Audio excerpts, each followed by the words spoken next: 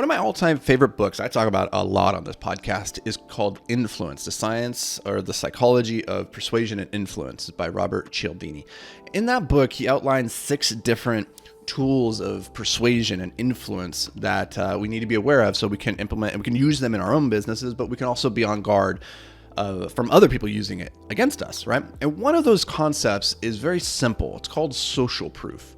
That is to say, we are more susceptible or more influenced by an item, a product, a service, a person who has more social proof. This is why the proxy of having a large following on social media can be very powerful for growing a business, because people look at you and they say, oh, you have 2 million followers. This person's probably pretty legit. These 2 million people wouldn't follow them if not for that, right? This is why reviews and testimonials are so important. You see, on Amazon, the products that sell the best typically have the most reviews. And it makes sense, because if you have 2 choices, they're all things being equal, they're at the same price point. One has 5,000 reviews, the other has 200. You're probably going to go with the one that has 5,000. You don't know these 5,000 people, yet it has social proof. So this is an idea that we as entrepreneurs, we need to leverage within our own business. We need to be collecting social proof. Because the thing is, like, if you leave people, what I found is if you leave people to organically leave their own reviews, their own testimonials, as on Amazon, then you will only attract a very small subset of the total population that purchases the thing.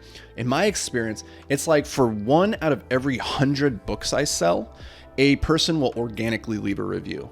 That's not a high percentage. However, if I reach out to 100 people who've purchased a product and I ask 100 of them if they would mind leaving a review or, shoot a testimonial video, then I could probably get 20 or 30, right? It's a massive increase. It's just by asking. So what I want to do in this episode today is I just want to share a couple things about how to do testimonials right and how to do them wrong. And this comes top to mind because the other day, this guy on, I'm not going to name names, I'm not going to name platforms or anything, but he effectively said, so-and-so took my course, me. He's like, oh, this guy took my course, and now look at all the results that he's gotten out of it. He never asked my permission to say I was a student or I had bought his course or I was a customer. He never asked me if I had actually consumed the course or that if it was like a meaningful part of my journey, if it had actually helped me. He didn't ask me for any of that. He just saw that I had purchased it and then took credit for all my results. And I was livid because I was like, dude, it was a $50 course. I had already achieved all the results before this. I was interested. Anywho, doesn't matter. This is the wrong thing to do. And I took him to task on this. And I was like, you guys, you cannot just say this person used the product and they got the result without asking them. You have to get permission. You have to get permission for your testimonials and reviews. That's rule number 1. Don't just put things out there without asking people's permission. Number 2 is that you do just want to ask them.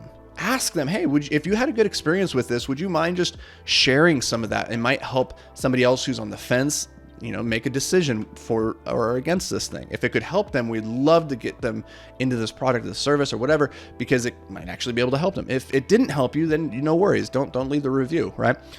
The way that I like to do this, and I was talking with Jamie the other day, because in the beginning you have no social proof. It's very easy for me at this point to say, go buy this thing, hundreds of thousands of followers, tons of reviews, tons of testimonials, a lot of social proof there. But when you're first starting off and you don't have a large audience, you don't have a lot of testimonials yet, you have to work extra hard to go collect those.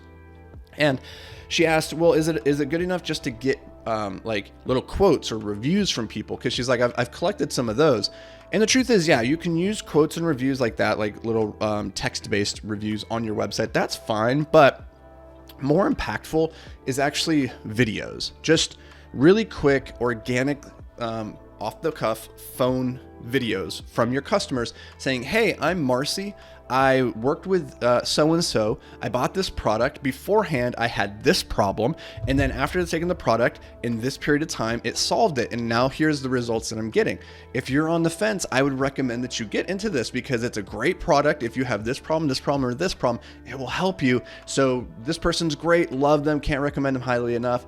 Good luck on your journey, right? Just that quick little video coming from somebody is much more impactful than just a quote taken out of context. Because anybody can write a quote and I can send it to you and say, oh, look what Susan had to say. But you don't really know if I didn't just make that up.